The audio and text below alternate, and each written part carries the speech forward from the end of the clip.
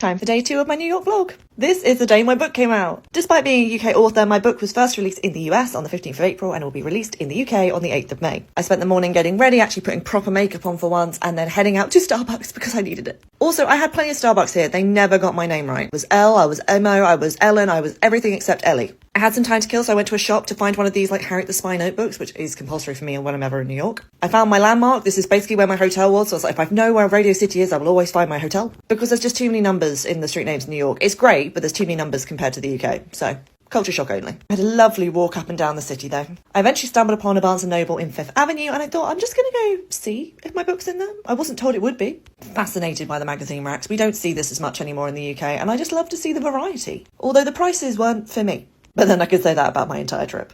Loving the Edgar Allan Poe rep. Yes. Still reminds me of the Eurovision song though. Some fantastic books in New York right now. I love these New Yorker style books and Lucy Caldwell has a brilliant collection of short stories I've read. This one of course immediately caught my attention. I was desperately missing my cat at this point. I was seeing Outsiders at Broadway that evening and I was desperate to buy that copy, but in the end I didn't because I have very limited space. I found my classics, I found my bookshop books, and then as I walked around the corner, I found my book.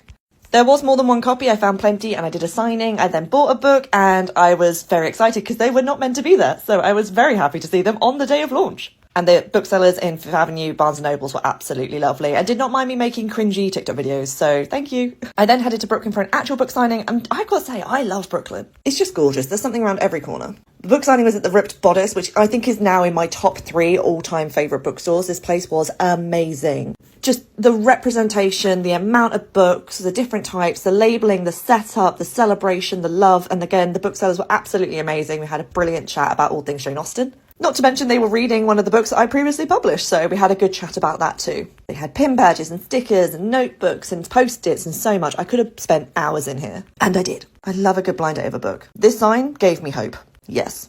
And the decor. Can I do this in my house when I have one? I signed a absolute ton of books in this shop and it looked amazing and I was just so happy and grateful. So thank you, Ripped Bodice.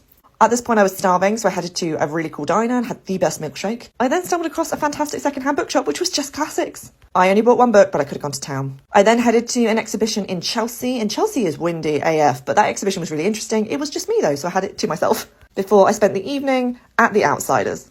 I've done a whole video on this. I loved the play, wasn't so enamoured with Broadway though, however. I'm definitely spoiled by the West End. The cast were amazing, the singing was great, the staging was fantastic, the choreography, all of it, the costumes, I love it. I love this book, I love the show, I really hope it comes to the West End so I can see it again. All in all, very busy, very successful launch day.